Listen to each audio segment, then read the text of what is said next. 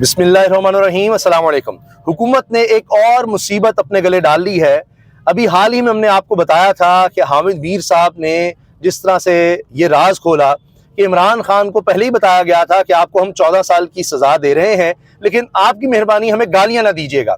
और फिर इमरान खान ने हैरानी का इजहार किया कि गालियों का क्या मतलब है, मैं जेल में हूँ, मैंने क्या किसी को गाली देनी है, मैंने कौन सी गाली दी है। तो उन्होंने कहा नहीं जी, वो मतलब ये है कि आप जरा सोशल मीडिया पर जिस तरह से फिर तनकीद करना शुरू कर देते हैं हम पर, वो ना कीजिएगा।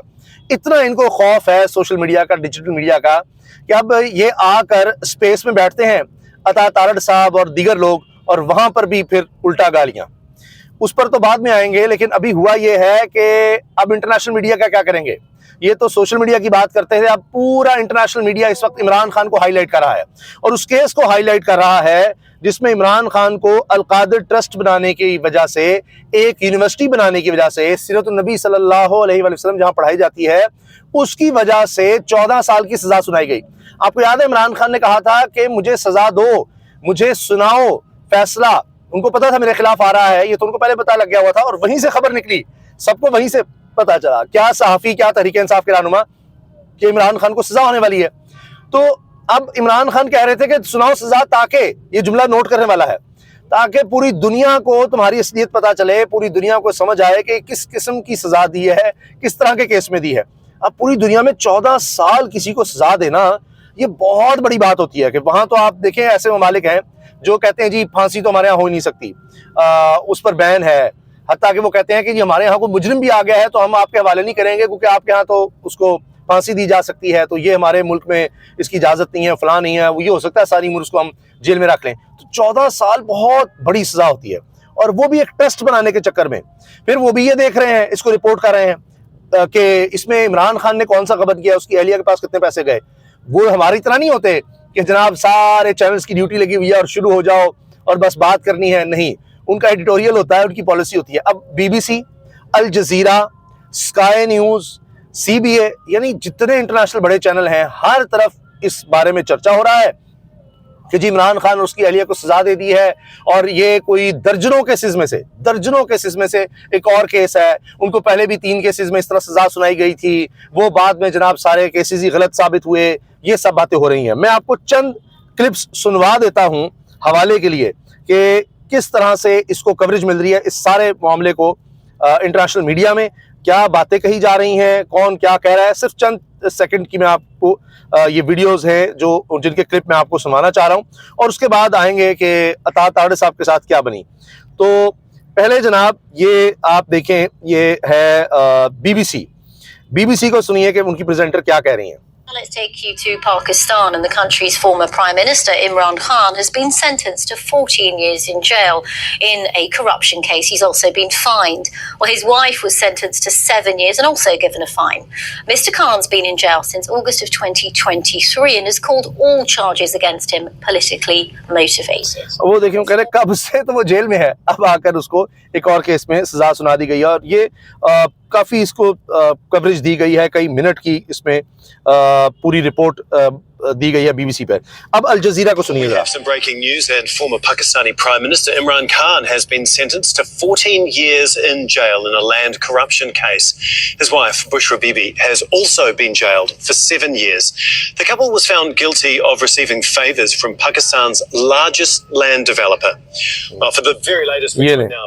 अच्छा, अब ये आपने देख लिया, और फिर उन्होंने कमाल हैदर, अपने जो उनके यहाँ पाकिस्तान कॉरेस्पॉन्डेंट हैं, उनको लिया। ये कमाल हैदर वही हैं जिन्होंने बताया लाइव कवरेज के दौरान कि 26 नवंबर को हम यहाँ पर मौजूद हैं इस्लामाबाद में और यहाँ पर फायरिंग की आवाज़ें आ रही हैं। उन्होंने सारा कुछ दिखाया और वीडियो भी चला दी। ये वही कमाल हैदर हैं और जिन्होंने ये कमाल किया था। अच्छा, इसके साथ अब ये है जी CNN न्यूज़, ये सिंगापुर का बड़ा इदारा है, वो देखिए क्या कह रहा है। By Imran Khan's PTI against the ruling government since his arrest detention in August of 2023. How will this verdict affect already difficult ties between Imran Khan's PTI party and the government of the day in Pakistan? इसमें ये चीज़ बड़ी highlight हुई है कि मुज़ाकरात की भी बात हो रही है। इंटरनेशनल मीडिया को भी पता है कि मुज़ाकरात चल रहे थे इमरान खान साहब की पार्टी से हुकूमत, और जहाँ भी मुज़ाकरात हो रहे हैं उसको भी रिपोर्ट किया जा रहा है कि अब मुज़ाकरात का क्या बनेगा। इमरान खान को जो सज़ा सुनाई है उसके बाद आप अंदाज़ा लगाइए। तो ये भी उन मुज़ाकरात के लिए धचका करार दिया जा रहा है। ये सब कुछ हो रहा है। अता तारड़ पर भी आते हैं और फिर आपको बताते हैं कि अब यहाँ पर इस वक्त अदालतों का क्या माहौल बना हुआ है। पहले सुनिए सीनियर सहाफ़ी एजाज़ सैयद साहब क्या कह रहे हैं इस वक्त फैसल वाडा साहब के हवाले से। उन्होंने जो बात की है ये बात निकलेगी प्रोग्राम में दुनिया न्यूज़ पर, ये सुनिए। 3 लोग हैं, उनको पता है पहले से कि ये सजा होनी है और इतनी होनी है, ये कैसे पता चल जाता है? ये भी मुझे प्लीज आप गाइड कीजिए। देखिए ये फाज शहबाज उनसे सवाल ये कि लोगों को कैसे पता लग जाता है, जिस तरह फैसल वाडा वगैरह कि जी ये सजा होनी है, ये अब होनी है, इस तरह से होनी है सजाओं का और इतनी होनी है। तो इस पर एजाज सईद का जवाब सुनिएगा। फैसल वाडा है उनमें एक अहम रहनुमा जो कि अक्सर आके तकारीर करते हैं, प्रेस कॉन्फ्रेंस करते हैं और वो बताते हैं कि जी इमरान खान को सजा हो जाएगी। तो फैसल वाडा किसके करीब है? वो इस्टेब्लिशमेंट के करीब है। अगर आप ये समझते हैं कि फैसल वाडा की कोई जमात है, पीपल्स पार्टी या इससे पहले तहरीक इंसाफ या नून लीग, तो उनकी जमात कोई नहीं, उनकी जमात इस्टेब्लिशमेंट है। ठीक है। तो इस्टेब्लिशमेंट में होने की वजह से ही उन्हें बाकी जो सियासी जमातें हैं वो बुलाकर टिकट भी दे देती हैं। ये एजाज सईद साहब फैसल वाडा को बता रहे हैं कि उनके आगे किसी की नहीं चल सकती, वो जिस पार्टी से चाहें टिकट ले सकते हैं। और इसी तरह मोहसिन नकवी साहब, जिनके बारे में खुद राना सनाउल्लाह कहते हैं शुक्र करें उन्होंने वज़ीर आज़म बनने की ख्वाहिश का इज़हार नहीं किया, वरना वो बन जाते, हम कुछ भी नहीं कर सकते। इसी तरह फैसल वाडा साहब हैं जो टेलीविजन पर आकर शहबाज शरीफ हो, नून लीग हो, इनकी बेइज्जती करते हैं, इनके लोगों को सामने बिठाया होता है, उनको खरी खरी सुनाते हैं। कभी कहते हैं कि 22 जनवरी के बाद ये सारी हुकूमत जेल जा सकती है, इनका बड़ा स्कैंडल आ रहा है। तो वो ऐसी तैसी फेर सकते हैं, कुछ भी कर सकते हैं, ये उनकी पावर है। और सुनिए आगे वो किस तरह से उनको एक कोर कमांडर से किस तरह तशबीह देते हैं, वो जरा सुनिएगा। ख्वाहिश होती है वो जिस पार्टी में जाना चाहे उस पार्टी की जा सकते हैं, टिकट जो है वो उनको मिल जाएगा, क्योंकि उनको पता है कि ये किस पार्टी से ताल्लुक रखते हैं। ठीक है। तो फिर वो जो बातें होती है, ये वो लोग होते हैं, देखिए पहले जमाने में होते थे पीर साहब पगाड़ा। पीर साहब पगाड़ा जो होते वो थे गैर एलानिया तौर पर हमारी फौज या इस्टेब्लिशमेंट के वो नुमाइंदे, और बल्कि उन्हें कहा जाता था कि वो सिविलियन कोर कमांडर हैं फौज के। तो अब बदल गया वक्त, अब फैसल वाडा हो गए और इन जैसे एक आध और भी है, तो वो जो इस्टेब्लिशमेंट है उसका मौक़िफ़ बयान करते हैं। और जो टीवी के एंकर्स हैं या मीडिया वाले हैं वो उनकी बात इसलिए कान लगाकर सुनते हैं क्योंकि उनको पता है कि वो नहीं बोल रहे, उनके पीछे उनके बीच में उनका यार बोल रहा है। मैं नहीं बोलती मेरे बीच मेरा यार बोल, मैं नहीं बोलती मेरे बीच मेरा यार बोल रहा। ये अच्छा उनका जुमला है। इस्लामाबाद की डिस्ट्रिक्ट एंड सेशन अदालत मैदान जंग बन गई। गुजरांवाला से पेशी पर आए हुए मुलजिमान पर कचहरी कैंटीन में झगड़ा, एक दूसरे पर कुर्सियों का आज़ादाना इस्तेमाल। ये आए दिन हमारी अदालतों में यही हो रहा होता है। और अगर कोई अदालत सेफ है तो वही है जो जेल के अंदर है। बस वो कैदी नंबर 804 के लिए जो अदालतें जेल में लगती हैं ना, वो सेफ हैं।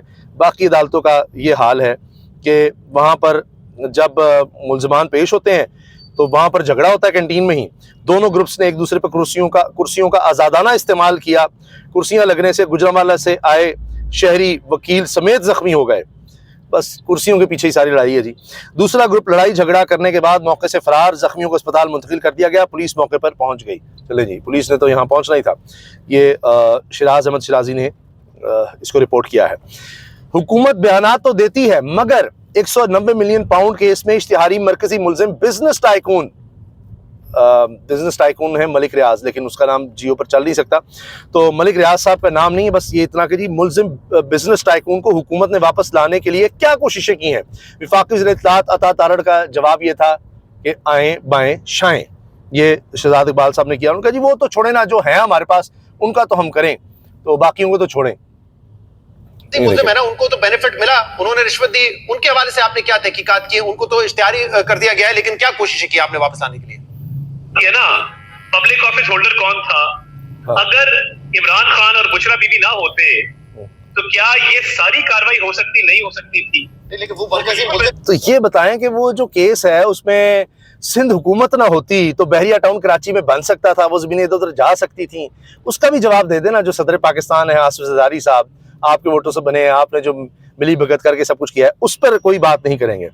अच्छा, स्पेस में आए, ट्विटर स्पेस में आए अता तारड़ साहब, कुछ दीगर लोग भी आए नून लीग के, और वहाँ पर अजीबोगरीब बात ये हुई कि इन्होंने कोई सवालों के जवाब देने की कोशिश की कि अच्छा जी अलकादिर के ट्रस्ट के हवाले से हम कोई बिल्ड करें बयानिया।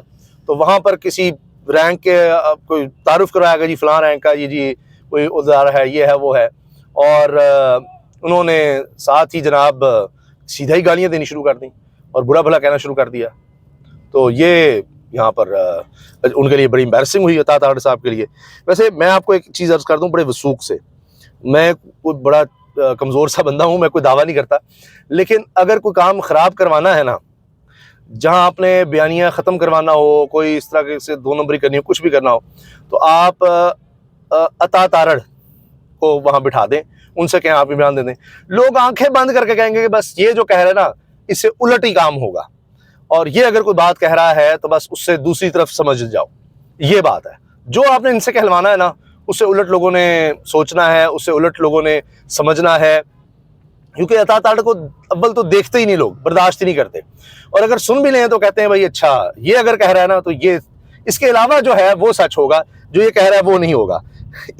ये इनकी मैं आपसे अर्ज कर सकता हूँ कि रेपुटेशन हो चुकी है इस वक्त। और एक और जो नून लीग के लिए बड़ा धचका है वो ये कि इस वक्त साबिक वज़ीर आज़म शाहिद खान अब्बासी वो अपोजिशन के कैंप में जा चुके हैं। हत्ता कि उमर अयूब ने कहा कि मेरा गला बैठ गया नारे मार मार कर, तो शाहिद खान अब्बासी ने कहा कि मैंने तो ऊ करने का मशवरा दिया है, लेकिन ये नहीं माने। अच्छा जी, स्काई न्यूज़ पर भी इमरान खान की कवरेज वो मैंने आपसे अर्ज़ कर दिया। इसके अलावा फैसल वाडा की इमरान खान बुशरा बीबी की सज़ा और PTI के हवाले से तमाम बातें दुरुस्त साबित, तो उनके बारे में जो बात एजाज सईद साहब ने की है वो भी हमने आपको सुना दिया है। तो ऐसी तो नहीं वो सारी खबरें लेकर आते, लेकिन उन्होंने और भी बहुत सी बातें की थी जनाब फैसल वाडा साहब ने, कि अब मैं आपको बता रहा हूँ अब तो वो फॉरवर्ड ब्लॉक बनने वाला है PTI में, बस अब ख़त्म होगी PTI। ये भी हाल ही में उन्होंने कहा था। और ये अब वो परवेज़ खटक के साथ जैसी मुलाकात हुई थी कुछ आम लोगों की, लेकिन उस पर भी कुछ नहीं बना। तो अब असल बात यह है कि फैसल वाडा साहब को भी समझ नहीं है आ रही कि किस तरफ जाना है, क्योंकि हालात अब ऐसे हैं कि कुछ रास्ता निकालना होगा। तो इसलिए कभी वो करते हैं कि जी बस ख़ात्मा होगा PTI का, फिर वो कहते हैं कि मुझे इमरान खान की ज़िंदगी अजीज़ है, मैं उनकी ज़िंदगी बचाने के लिए कुछ भी कर सकता हूँ। तो उनके लिए भी वैसे कुछ आसान नहीं है, इतना आसान नहीं है या आकर बयानात देना, उनके लिए भी मुश्किलात हैं फैसल वाडा साहब के लिए। तो बाकी तो एजाज सईद साहब ने सारी कहानी आपको बता ही दी है।